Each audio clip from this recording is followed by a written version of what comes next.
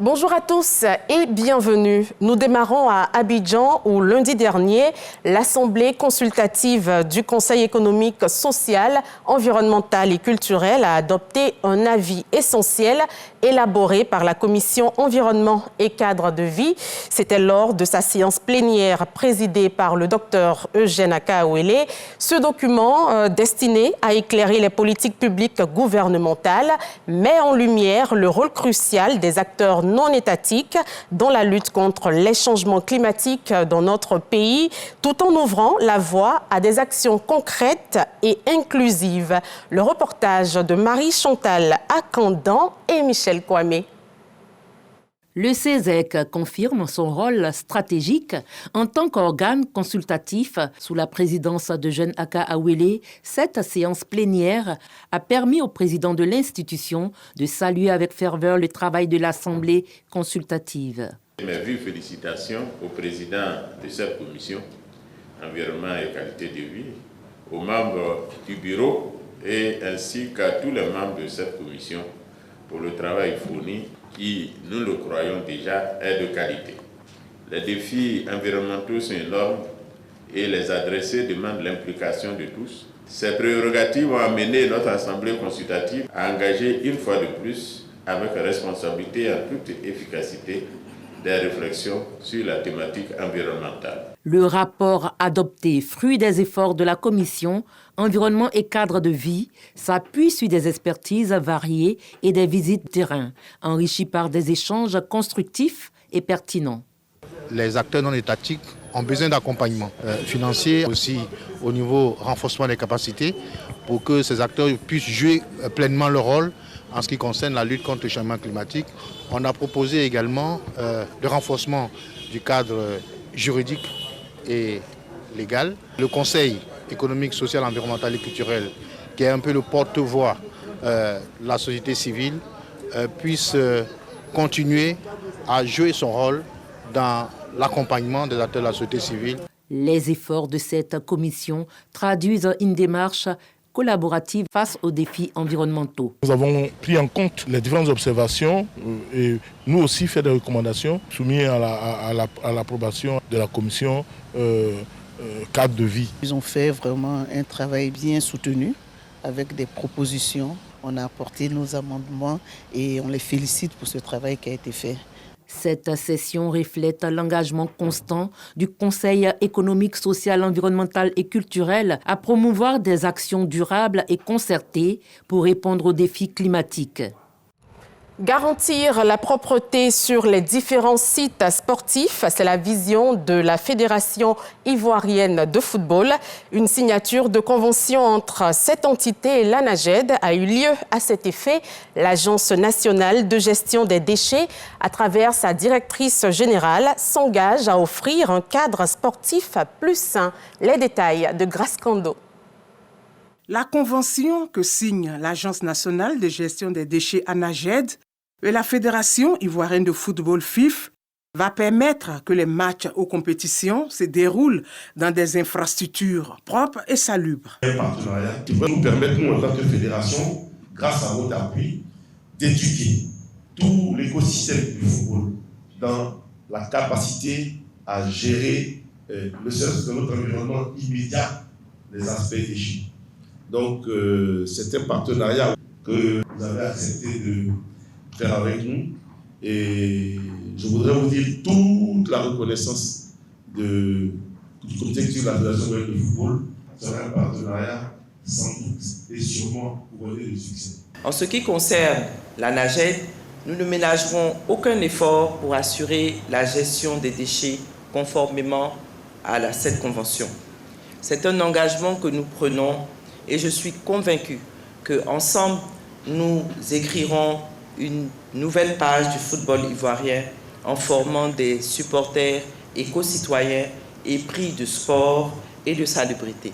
L'ANAGED, autorité de régulation de la filière des déchets, a joué pleinement son rôle en rendant propre toutes les villes hôtes de la CAN 2023 ainsi que les infrastructures sportives que ces villes ont abritées. L'ANAGED veut maintenir le cap à travers ce partenariat.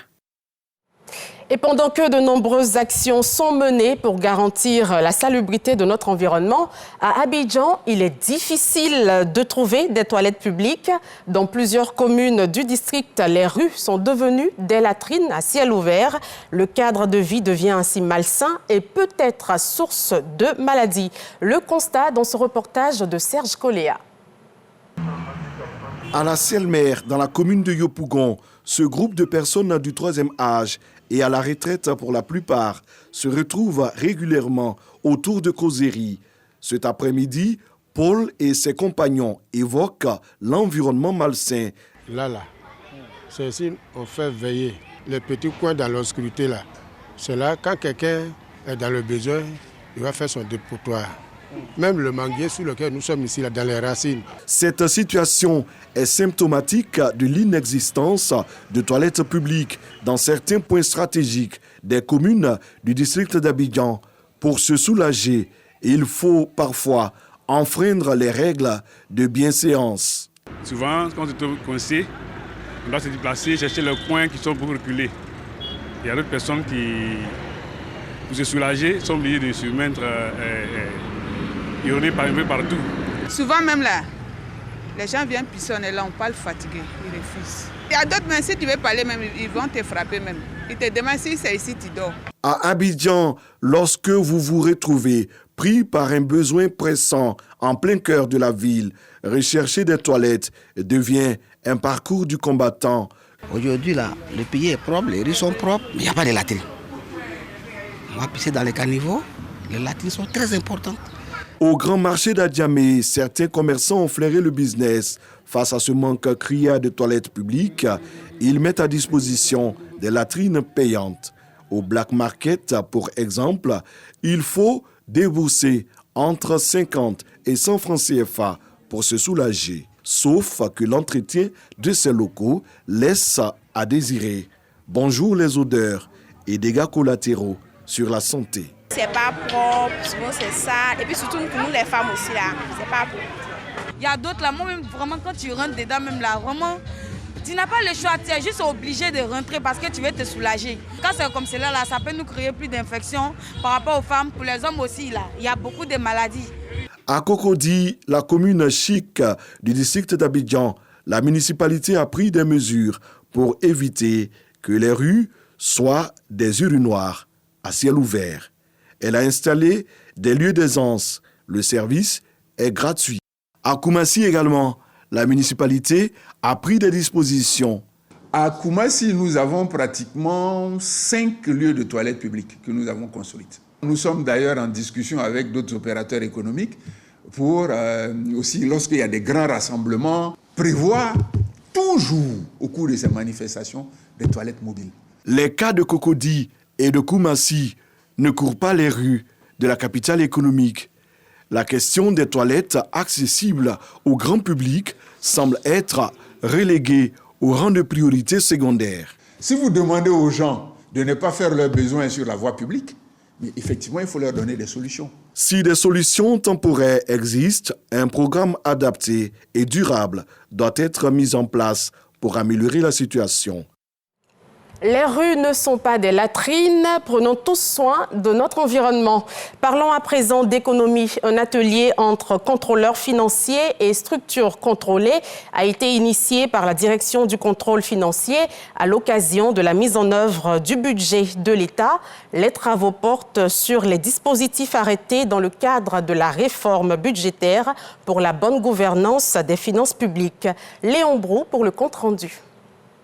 4 ans de mise en œuvre du budget programme, mais collaboration encore mitigée entre contrôleurs financiers et structures contrôlées, entre autres conclusions du rapport 2024 de la direction du contrôle financier sur le contrôle de la gestion des opérations budgétaires. La direction du contrôle financier est d'abord le premier conseiller du RFIM et c'est plutôt de trouver des solutions et non pas créer des problèmes. Il y a des pans de la réforme qui tardent à se mettre en œuvre. Je parlerai par exemple du contrôle sur les collectivités territoriales et les districts autonomes. Nous savons qu'il y a des appréhensions, mais nous rassurons. que notre rôle, c'est d'abord d'accompagner et puis d'aider à faire le moins d'erreurs possible. À visiter donc les prérogatives du contrôleur financier, contrôle des dépenses publiques, appui aux structures contrôlées à la mise en place des systèmes de gestion et de contrôle, évaluation des 10 dispositifs internes et de la performance des structures publiques. Des missions dans le cadre de la réforme budgétaire à travers 3 dispositifs dont le guide méthodologique des systèmes de contrôle de gestion des ministères. Une formation appuyée par la tutelle pour prévenir tout manquement. D'aucuns aiment à dire que des acquisitions sont faites, mais parfois ces acquisitions-là disparaissent.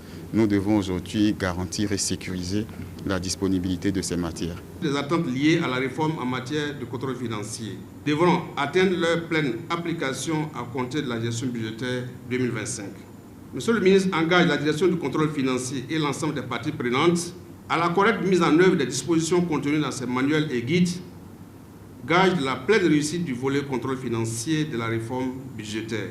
En ligne de mire donc de cet atelier de 5 jours, bonne gouvernance des finances publiques, notamment gestion efficace du budget de l'État pour l'exercice 2025, arrêté à plus de 15 000 milliards 339 millions de francs CFA. Dans l'actualité hors de chez nous, le Togo avance vers la mise en place de sa 2e chambre parlementaire, le Sénat, conformément à la nouvelle constitution du 6 mai 2024. Le scrutin au suffrage universel indirect se tiendra le 2 février 2025. Le Sénat tiendra 2 sessions ordinaires de 3 mois chacune par an, en avril et en octobre. Il comptera 61 membres, 41 élus pour 6 ans par de grands électeurs, à savoir les conseillers régionaux et locaux. Les 20 autres seront désignés par le président de la République.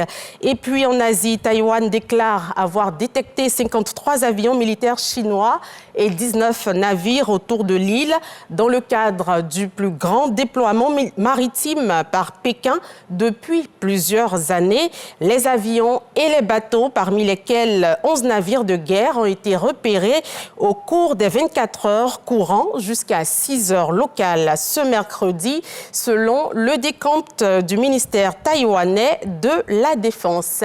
Fin de ce 6h30, Matin Bonheur, ce sera avec Thierry Angeval à partir de 7h. Agréable journée, restons toujours prudents sur les routes.